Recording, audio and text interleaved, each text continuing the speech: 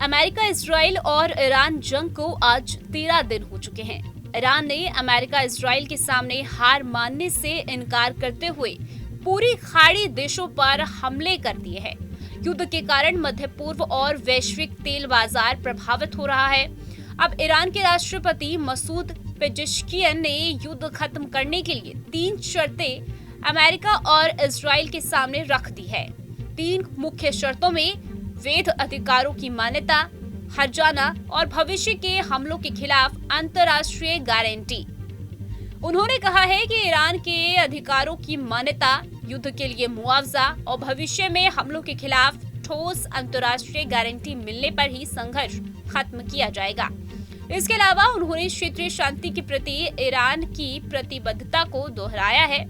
आपको बता दें कि स्ट्रेट ऑफ हॉर्मुज में बढ़ते तनाव और पाबंदियों की वजह से तेल टैंकरों की आवाजाही प्रभावित हुई है, जिससे कि ऊर्जा आपूर्ति पर दबाव बढ़ गया है। तेल और गैस की कीमतें तेजी से बढ़ रही हैं और वैश्विक बाजार में महंगाई की आशंका गहराती जा रही है।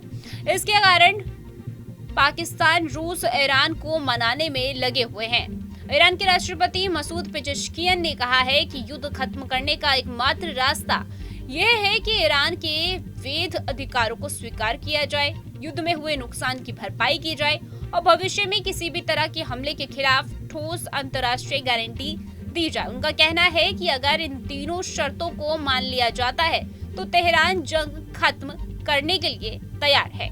पेजेश्कियन ने यह बयान सोशल मीडिया प्लेटफॉर्म एक्स पर दिया है।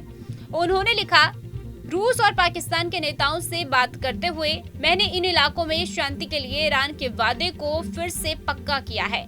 ज़ोइनी शासन और यूएस की वजह से शुरू हुई इस लड़ाई को खत्म करने का एकमात्र तरीका ईरान के कानूनी अधिकारों को पहचानने, हर्जाना देने और भविष्य में हमले के खिलाफ पक्की अंतर्राष्ट्रीय गारंटी देने पर टिका हुआ है।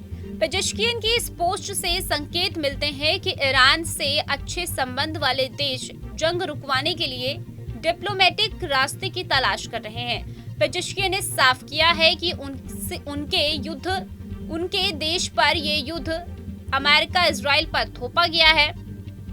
पाकिस्तान, रूस ने जंग रोकने की कोशिश ऐसे समय पे शुरू की है जब ट्रंप ने ऐलान कर दिया है कि हम जंग जीत गए हैं। हालांकि पर्शियन गल्फ में ईरान के हमले और तेज हो गए हैं। अमेरिका और इजराइल ने 28 फरवरी 2026 को ईरान के कई सैन्य और नेतृत्व ठिकानों पर बड़े पैमाने पर हमले किए थे। इन हमलों में ईरान के supreme leader Ayatollah Ali Khamenei और कई शीर्ष सैन्य अधिकारी मारे गए। इसके अलावा ईरान ने इजराइल और अमेरिका ठिकानों पर मिसाइल और ड्रोन से अटैक करना शुरू कर दिए, जिसकी वजह से मिडिल ईस्ट में जंग जैसे हालात बन गए। मिडिल ईस्ट में जारी जंग के बीच अब तक 1700 से ज्यादा लोग मारे जा चुके हैं, जबकि लोग हजारों संख्या में घायल हुए हैं। ईरान और इजराइल लगातार एक दूसरे के सैन्य ठिकानों के साथ नागरिकों की आबादी वाले इलाकों को भी निशाना बना रहे हैं। अकेले ईरान में मरने वालों का आंकड़ा 1200 के पार पहुंच गया है। Team news street. आपके मोबाइल पर तुरंत आएगी ब्रेकिंग न्यूज। स्क्रीन पर सबसे पहले दिखेगी बड़ी खबर। देश दुनिया की हर खबर एक जगह। अब आपके मोबाइल पर तुरंत फटाफट इंस्टॉल कीजिए न्यूज नेशन ऐप और रखिए खुद को अपडेट।